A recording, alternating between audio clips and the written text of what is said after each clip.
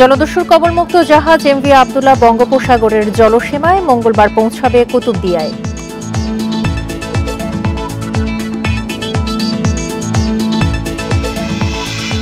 প্রধানমন্ত্রীর নির্দেশে অসুস্থ রেলকে সুস্থ করার চেষ্টা চলছে বললেন রেলমন্ত্রী। 10 জুন থেকে ম্যাঙ্গো ট্রেন।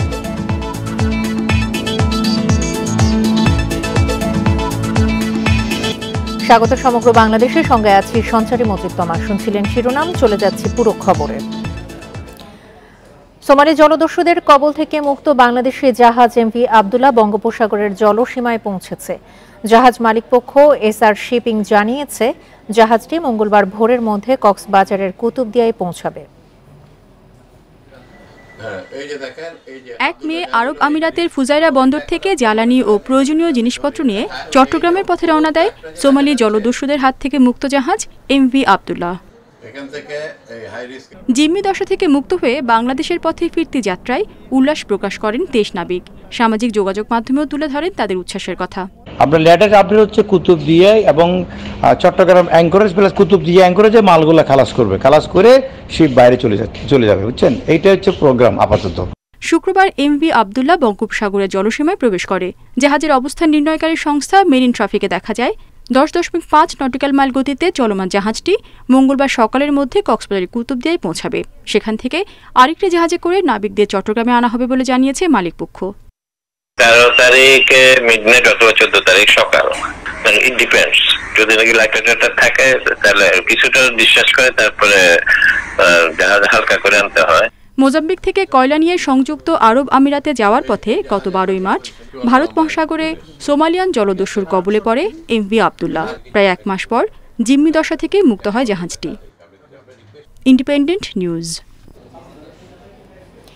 হজযাত্রীদের ভিসা ইস্যুর মেয়াদ শেষ হচ্ছে আজ, তবে এখনও ভিসা পাননি 20,000-এর বেশি হজযাত্রী। এর মধ্যে ভিসা ইস্যুর সময় বাড়ানোর জন্য আবারও আবেদন করেছে ধর্ম মন্ত্রণালয়। তবে সৌদি আরব ভিসার সময় বাড়াবে কিনা সেই সিদ্ধান্ত জানা যায়নি। হজ অফিস জানিয়েছে, দুপুর পর্যন্ত অন্তত 65,000 হজযাত্রী ভিসা পেয়েছেন। এবছর এজেন্সিগুলো সময় মতো বাড়ি ভাড়া করতে না পারায় ভিসা জটিলতা দেখা দিয়েছে। গাফিলতি পেলে এজেন্সির বিরুদ্ধে কঠোর ব্যবস্থা নেওয়ার হুঁশিয়ারি দেওয়া হয়েছে। এখন পর্যন্ত 7,934 জন হজযাত্রী সৌদি আরব পৌঁছেছেন। এবছর বাংলাদেশ থেকে 85,115 জন সৌদি আরবে হজ করতে যাবেন।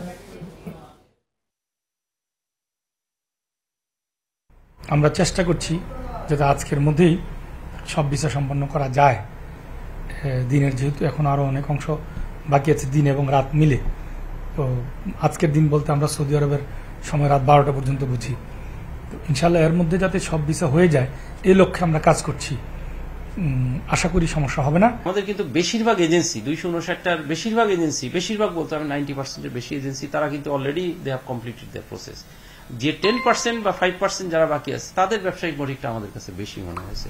এই ব্যবসায়িক মোটিভ থেকে শেখ হাসিনার সরকারকে বিশ্ব নেতারা প্রশংসা করলেও একটি পক্ষ পরিকল্পিতভাবে সরকারের বিরুদ্ধে নানা বিষোদ্গার করে বেড়াচ্ছে বলে মন্তব্য করেছেন পররাষ্ট্রমন্ত্রী ডক্টর হাসান মাহমুদ। দুপুরে চট্টগ্রামের আন্দরকিল্লায় রেড ক্রিসেন্ট সোসাইটির ব্যবস্থাপনা পরিষদের সংবর্ধনা অনুষ্ঠানে এই কথা বলেন তিনি। বিশ্বব্যাপী পণ্যমূল্য বেড়েছে, একই সঙ্গে ইউরোপে পণ্য ঘাটতি দেখা দিয়েছে। বাংলাদেশে পণ্যমূল্য বাড়লেও খাদ্য ঘাটতি নেই বলেও উল্লেখ করেন তিনি। এ সময় রেড ক্রিসেন্টের প্রশংসা করে তিনি বলেন, মুক্তিযুদ্ধের পর যুদ্ধবিধ্বস্ত বাংলাদেশের পুনর্গঠনে রেড ক্রিসেন্ট সোসাইটির ভূমিকা অনস্বীকার্য। সংবর্ধনা অনুষ্ঠানে রেড ক্রিসেন্ট সোসাইটির কেন্দ্রীয় ও আঞ্চলিক নেতৃবৃন্দ উপস্থিত ছিলেন।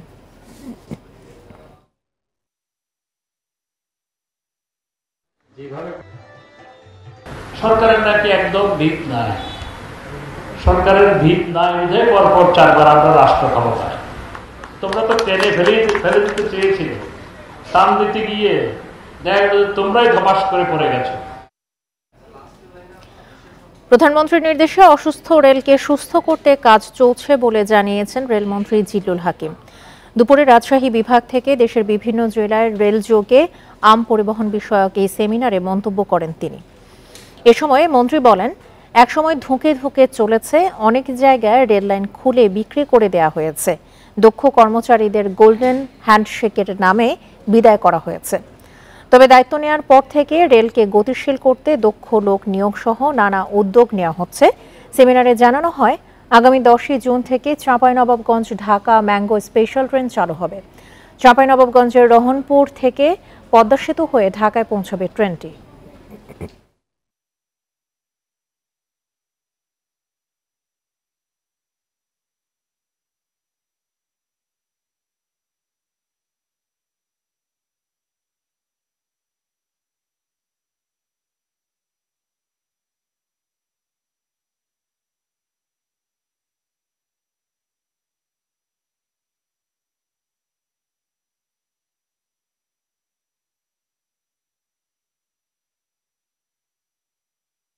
আমরা এখন অসুস্থ ধরে নেন, সুস্থ হওয়ার চেষ্টা করতেছি। মাননীয় প্রধানমন্ত্রী আমাদের টানিয়ে তুলতেছেন। আমার এখানে আসা আপনাদের সরাসরি আপনাদের সমস্যাগুলো সম্পর্কে জানা এবং সেই মতে ব্যবস্থা নেওয়া।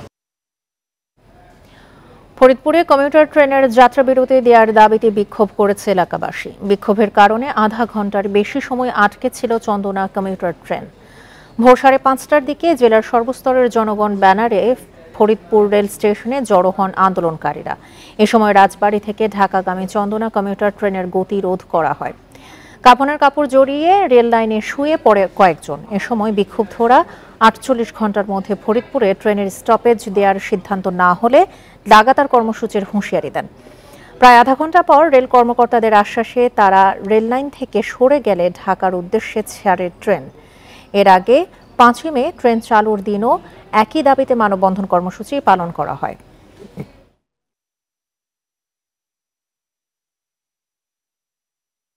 আমাদেরকে বঞ্চিত করা হয়েছে, শুধু বঞ্চিতই নয়, একটি পুরাতন বৃহত্তর জেলা হিসাবে আমাদেরকে লাঞ্ছিত করা হয়েছে। ফরিদপুর যেহেতু একটি অনেক পুরাতন জেলা শহর এবং পুরাতন স্টেশন, আমরা চাই এখানে একটি স্টপেজ দেওয়া হোক। রাজধানীতে বড় দুই দলের সমাবেশ চলছে। বিকেল 3:30টায় আওয়ামী লীগের শান্তি ও উন্নয়ন সমাবেশ এবং বিকেল 3টায় বিএনপির সহযোগী সংগঠন যুব দলের সমাবেশ শুরু হয়। এর আগে শুক্রবার এক যৌথ সভায় দলের সাধারণ সম্পাদক ওবায়দুল কাদের বলেন, মন্ত্রিসভার সদস্য আওয়ামী লীগ সভাপতি মণ্ডলের সদস্য জাহাঙ্গীর কবির নানকের সংসদীয় এলাকা মোহাম্মদপুরের গজনবী রোডে শান্তি ও উন্নয়ন সমাবেশের কথা। এদিকে শুক্রবারের পর সমাবেশের রাজধানীতে আজ আরও একটি সমাবেশ করছে বিএনপির সহযোগী সংগঠন যুবদল। নয়াপল্টনের সমাবেশে দলটির মহাসচিব মির্জা ফখরুল ইসলাম আলমগীর সহ অনেকেই উপস্থিত রয়েছেন।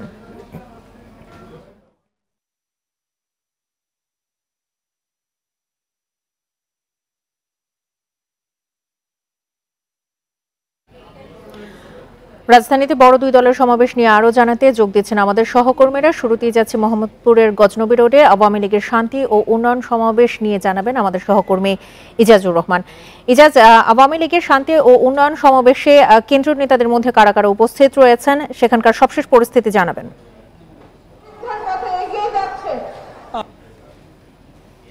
যৌথ সভা হয়েছিল রাজধানী বঙ্গবন্ধু এভিনিউ দলীয় কার্যালয়ে এবং সেই যৌথ সভা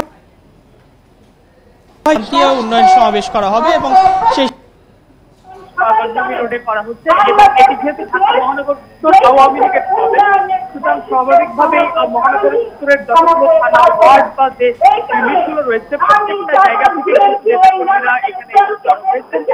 এখানে এসে জড়ো হয়েছে। এখানে দক্ষিণবঙ্গ থেকে যেমন লোকজন এসেছে, মোহাম্মদপুরে এসেছে, ধানমন্ডি, হাজারীবাগ এসেছে, ধানমন্ডি, হাজারীবাগ বিভিন্ন জায়গা থেকে এই উন্নয়ন শান্তি এবং উন্নয়ন সমাবেশে আওয়ামী লীগের নেতাকর্মীরা যোগ দিয়েছেন এবং গতকালকের কেন্দ্রীয় সিদ্ধান্ত মোতাবেক এই সমাবেশ সফল করার জন্য সর্বাত্মক জোর দেওয়া হয়েছে এবং বলা হচ্ছে যে এই নির্বাচনের পর এটি আওয়ামী লীগের প্রথম শান্তি সমাবেশ। এর আগে আমরা জানি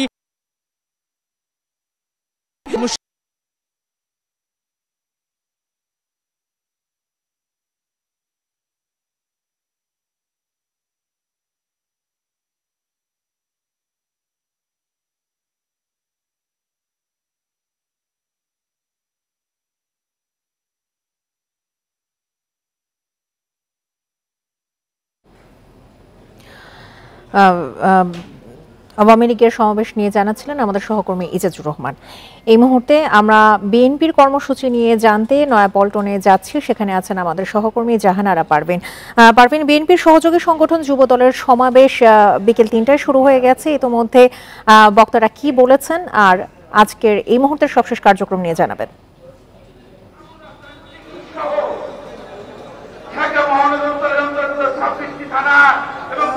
আজকের সমাবেশ যুব দলের এবং দলের চেয়ারপারসনের চিকিৎসা এবং নিঃশর্ত মুক্তির দাবিতে এই সমাবেশ এখানে চলছে। গতকাল স্থায়ী কমিটির সদস্য রহস্যচন্দ্র রায় ছিলেন প্রধান অতিথি। আজকে এখানে প্রধান অতিথি হিসেবে থাকবেন বিএনপি মহাসচিব মির্জা ফখরুল ইসলাম আলমগীর।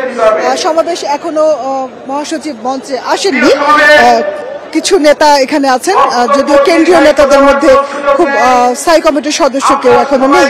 আনুষ্ঠানিকভাবে ৩টার দিকে শুরু হয়েছে। আমি একটু বলতে চাই যে যুবদলের সমাবেশ আজকে এখানে হচ্ছে, গতকাল হয়েছে মহানগর দক্ষিণের সমাবেশ।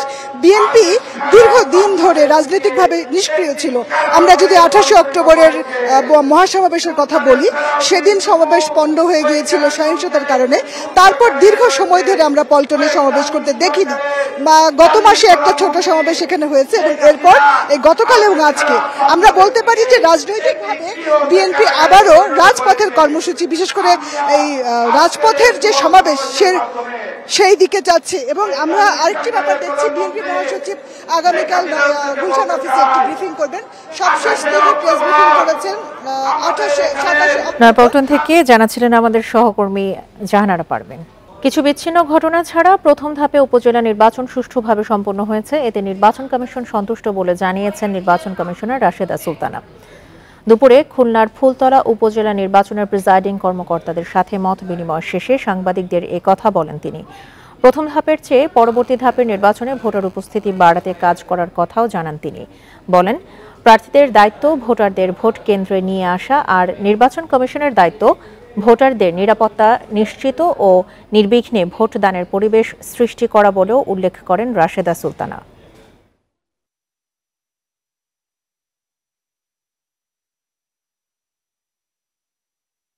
আমরা কিন্তু ভোটারদেরকে আকৃষ্ট করার জন্য নানাভাবে ব্যবস্থা করছি।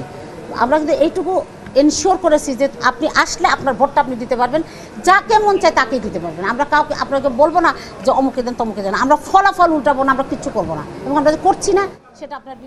বাগেরহাটের শরণখোলায় বজ্রপাতেই 2 জন নিহত হয়েছেন, এ সময় আহত হয়েছেন 6 শ্রমিক। সকালে উপজেলার সাউথ খালের তাফালবাড়ি এলাকায় এই ঘটনা ঘটে। পুলিশ জানায় সকালে 10টার দিকে বালুবোঝাই একটি ট্রলার তাফালবাড়ির বান্দাঘাট খাল এলাকায় পৌঁছালে মুষলধারে বৃষ্টি শুরু হয়। এ সময় ট্রলারে থাকা শ্রমিকরা বৃষ্টি থেকে বাঁচতে তীরে নামার সময় বজ্রপাত হয়, এতে আহত হন 8 জন। পরে তাদের হাসপাতালে নেওয়ার পর 2 জনকে মৃত ঘোষণা করেন চিকিৎসক। বাকিরা উপজেলা স্বাস্থ্য কমপ্লেক্সে চিকিৎসাধীন রয়েছেন।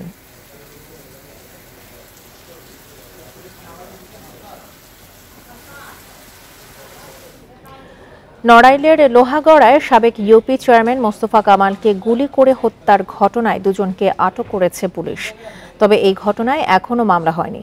পুলিশ জানায় শুক্রবার রাতে মোস্তফা কামালকে গুলি করার ঘটনায় তার সমর্থকরা সাবেক ইউপি সদস্য আকরাম হোসেনের সমর্থকদের মারধর করে। এতে ফয়সাল ও পলাশ নামের 2 জন খুলনা মেডিকেলে চিকিৎসাধীন। হত্যাকাণ্ডের সাথে জড়িত সন্দেহে তাদের 2 জনকে আটক দেখানোর কথা জানিয়েছে পুলিশ। এর আগে শুক্রবার রাতে মল্লিকপুর ইউনিয়নের মঙ্গলহাটা এলাকায় মল্লিকপুর ইউপির সাবেক চেয়ারম্যান মোস্তফা কামালকে গুলি করে দুর্বৃত্তরা।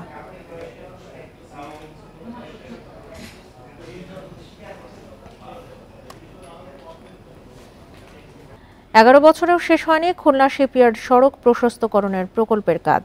দীর্ঘ এই সময়ে মাত্র ৬৫% হলেও বাকি কাজ সময় মতো শেষ হওয়া নিয়েও আছে সংশয়। এছাড়া ৯৮ কোটি টাকার প্রকল্প বেড়ে হয়েছে ২৫৯ কোটি টাকা পর্যন্ত, যাকে জনগণের অর্থের অপচয় বলছেন নাগরিক সমাজের প্রতিনিধিরা। খুলনা শিপইয়ার্ড সড়ক ৪ লেনে উন্নীতকরণ প্রকল্প অনুমোদন পায় ২০১৩ সালের ৭ মে। কাজ শেষের মেয়াদ ছিল ২০১৫ সালের জুন পর্যন্ত। কয়েক দফায় সময় বাড়িয়ে এখনও তা শেষ হয়নি। ধীর গতি ও তদারকির অভাবে দীর্ঘদিন ধরেই দুর্ভোগ সইছে পথচারীরা। একটু করেই রাস্তার তো কাজ হয় না। এই যে গাড়ির রাস্তার জন্য মনে করেন ডেলি ২-৪ বার ভাঙবে। রাস্তা আসলে খুব দুর্ভোগ মানুষের জন্য, গাড়ি টাড়ি নিয়ে অসুবিধা যাওয়ার জন্য খুব কষ্ট হয়। রাস্তা দীর্ঘদিন ধরে খারাপ, কোনো রাস্তাঘাট ঠিক করতেছে না, আমাকে ব্যবসা বাণিজ্য টোটালি সব বন্ধ। প্রকল্পের মেয়াদ যতবার বেড়েছে তার সাথে বেড়েছে খরচও।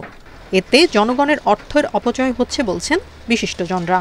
আমি আবার নতুন করে আমি বাজেট দিচ্ছি, আবার নতুন করে পাস করাই হচ্ছে, এতে একটা দীর্ঘসূত্রিতা যেমন তৈরি হচ্ছে, অর্থের অপচয় হচ্ছে এবং অতীতের অর্থটা কিভাবে অপচয় হচ্ছে কিংবা কি খরচ হলো তার কিন্তু কোনো জবাব দিতে জায়গাটা আসতেছে না। করোনা মহামারী ও জমি অধিগ্রহণ জটিলতায় কাজের গতি কমেছে, তবে আগামী জুনের মধ্যেই বাকি 35% কাজ শেষ করার আশা কর্তৃপক্ষের। এটা জুন যে নির্ধারিত টাইম রয়েছে জুন 24-এর মধ্যে এই কাজটা সম্পন্ন করার জন্য আমরা সর্বাত্মক প্রচেষ্টা অব্যাহত রয়েছে আমাদের, এবং আমরা ঠিকাদারকে সেভাবেই প্রেসার দিয়েছি যাতে এটা টাইমলি কাজটা সম্পন্ন করতে পারেন। 3.25 কিলোমিটার দৈর্ঘ্যের সড়কটি নির্মাণে ব্যয় ধরা হয়েছিল 98 কোটি 90 লাখ টাকা। 11 বছরে তা বেড়ে দাঁড়িয়েছে 259 কোটি 21 লাখ টাকায়। Independent news. পরিবেশের জন্য ক্ষতিকর ইউক্যালিপটাস গাছের সংখ্যা দিন দিন বাড়ছে জামালপুরে।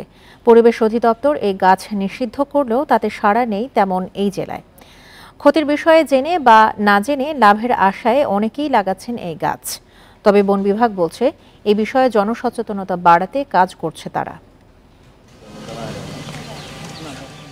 ইউক্যালিপটাস গাছের উপকারিতার চেয়ে অপকারিতাই বেশি। তারপরও জামালপুরের সড়ক, কৃষি জমি সহ বাড়ির আঙিনায় এই গাছ লাগিয়েছেন অনেকেই। চারার সহজলভ্যতা, বাড়তি যত্ন ছাড়াই দ্রুত বৃদ্ধি এবং স্বল্প সময়ে বেশি লাভের কারণে এই গাছ রোপণে ঝুঁকছেন বলে দাবি তাদের। অল্প সময়ে এটা দ্রুত বেড়ে ওঠে এবং কি মোটা হলে এটা অনেক টাকা পাওয়া যায়। গাছগুনের তোলে কোনো কিছু লাগালে সিনো আর কোনো কিছু হয় না। বেশি পরিমাণে অক্সিজেন এবং পানি শোষণ করে নেয় এই গাছ। এতে মাটি শুষ্ক হওয়ার পাশাপাশি উর্বরতা হারায় ফসলি জমি। স্থানীয় প্রশাসনের মাধ্যমে ব্যাপক প্রচারণা করা দরকার এবং মনিটরিং করা দরকার।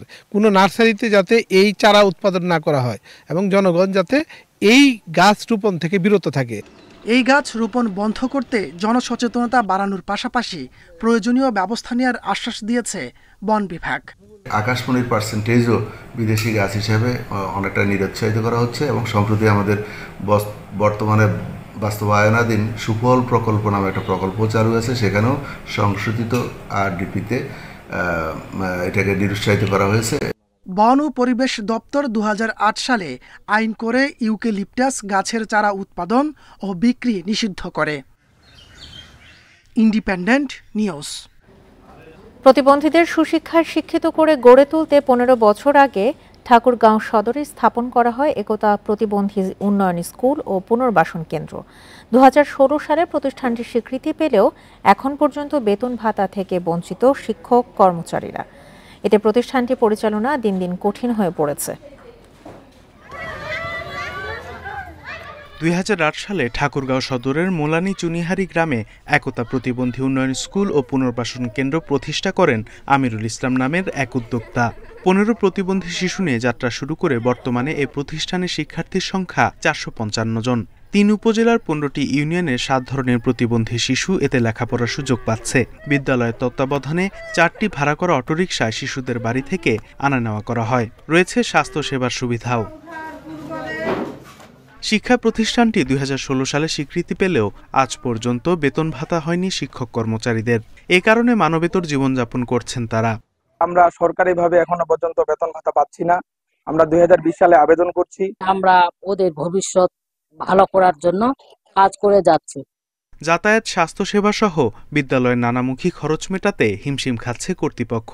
শিশুদের উন্নত সেবা দিতে সরকারের সহযোগিতা চেয়েছেন বিদ্যালয়ের পরিচালক। শুধু ভাতা দিয়ে পরিবর্তন করা যাবে না, এদেরকে স্বাবলম্বী করতে গেলে এদেরকে শিক্ষায় আওতায় নিয়ে আসতে হবে, এদেরকে কারিগরি শিক্ষা দিতে হবে, এদেরকে নানামুখী কার্যক্রম এদেরকে শিক্ষা দিয়ে তাদেরকে জীবনমান উন্নয়ন করতে হবে। বিদ্যালয়টির প্রশংসা করে সহযোগিতার কথা জানিয়েছেন জেলা প্রশাসক। প্রতিবন্ধী ছেলে মেয়েদেরকে নিয়ে তারা কাজ করেন এবং নানান রকমের কাজ এখানে আসলে হয়। এটিকে আমরা খুবই সহায়তা করি এবং মনে করি যে এটিকে উৎসাহ দেওয়া আমাদের দায়িত্ব এবং আমরা সে লক্ষ্যে কাজ আসলে করেও যাচ্ছি। বিভিন্ন প্রতিবন্ধকতার মধ্য দিয়ে বর্তমানে 25 জন শিক্ষক কর্মচারী শিশুদের মাঝে শিক্ষার আলো ছড়াচ্ছেন। Independent news. জলমহাল ইজারা নীতিমালার শর্ত ভেঙে মৌলভীবাজারের হাকালুকি হাওরের বিভিন্ন বিলে সেচ দিয়ে পানি শুকিয়ে মাছ ধরছেন ইজারাদাররা, অথচ প্রশাসন নির্বাক। পানি শুকিয়ে মাছ ধরায় অনেক দেশি মাছ বিলুপ্তির পথে। পরিবেশ কর্মীরা বলছেন, শক্ত পদক্ষেপ না নিলে হুমকির মুখে পড়বে হাওরের জীববৈচিত্র্য। চাতলা বিল হাকালুকি হাওরের 200 বিলের অন্যতম। মৌলভীবাজারের জুড়ি উপজেলার এই বিলে 1 মাস আগে 3 থেকে 4 ফুট পানি থাকলেও বর্তমানে এটি বিরানভূমি। ইজারা নীতিমালা শর্ত ভেঙে সেচ দিয়ে মাছ ধরায় এ অবস্থা। একইভাবে জুড়ি উপজেলার নাগুয়া বিল, কুলাউড়া উপজেলার মেধা বিল ও কাটোয়া বিল এবং বড়লেখা উপজেলার শিয়ালি ঝগড়ি ও কাত্তিজাউরি বিলে সেচ দিয়ে পানি শুকিয়ে চলছে মাছ ধরা। এতে দেশি মাছ বিলুপ্ত হচ্ছে, হুমকিতে জীববৈচিত্র্য। পোনা মাছ থেকে দরিয়া যত ধরনের মাছ আছে সেচ দিলে এলে তো সব মাছ আপনার দরিয়া নিতে পারে। বিষয়টি লিখিতভাবে জানানোর পরও কোনো ব্যবস্থা নেয়নি প্রশাসন। পরিবেশ কর্মীদের অভিযোগ, প্রশাসনের যোগসাজশে বিলে সেচ দিয়ে মাছ ধরছে ইজারাদাররা। প্রশাসনের নাকের ডোগায় এগুলা হচ্ছে, এগুলা কিন্তু দেখেও না দেখার বান করতেছে প্রশাসন। এটা আসলে আমাদের জীববৈচিত্র্য রক্ষার জন্য বিরাট একটা হুমকি। যারা ইজারা নিচ্ছে তাদেরকে যে প্রশাসন যেভাবে সেটি দেখভাল করার কথা প্রশাসন সেটি করছে না, প্রশাসনের নাকের ডগায় সেটি করছে। আমরা মনে করি এতে হয়তো প্রশাসনের কোনো ধরনের যুগসুযোগ থাকতে পারে, অথবা প্রশাসন এই শক্তির কাছে মাথা নত করছে। বিল সেচ করে মাছ ধরার কথা স্বীকার করে মৎস্য কর্মকর্তা বলেন, জলমহাল শুকিয়ে মাছ ধরার কোনো নিয়ম নেই। আইনগত ব্যবস্থা নেওয়ার কথা জানিয়েছে উপজেলা প্রশাসন। সেচ দিয়ে মাছ ধরা যাবে না, সেচ বিল শুকিয়ে মাছ ধরা যাবে না। তারপরেও শর্ত লঙ্ঘন হলে তার কাছ থেকে বিল ইজারা বাতিলেরও সুপারিশ সাপেক্ষে ব্যবস্থা নেওয়া হবে। লিজ বাতিল করা যায়, তাদের বিরুদ্ধে মৎস্য আইনে মামলাও করা যায়, কারণ আপনারাও জানেন সেচ দিয়ে মাছ ধরা সম্পূর্ণ নিষেধ। সাজা দেওয়া যায়, লিজ বাতিল করা যায়। আমরা এখনই আইনানুগ ব্যবস্থা নিব। সেচ দিয়ে মাছ ধরা সহ নানা কারণে হাকালুকি হাওরে 107 প্রজাতির মধ্যে 44 প্রজাতির মাছ বিলুপ্ত হয়ে গেছে। Independent news. আর এই ছিল আজকের মতো সমগ্র বাংলাদেশে। ইন্ডিপেন্ডেন্ট টেলিভিশনের সব খবর আরো বিস্তারিত জানতে চোখ রাখুন ফেসবুক, ইউটিউব এবং এক্সে। ধন্যবাদ সবাইকে। আমন্ত্রণ পরের আয়োজন।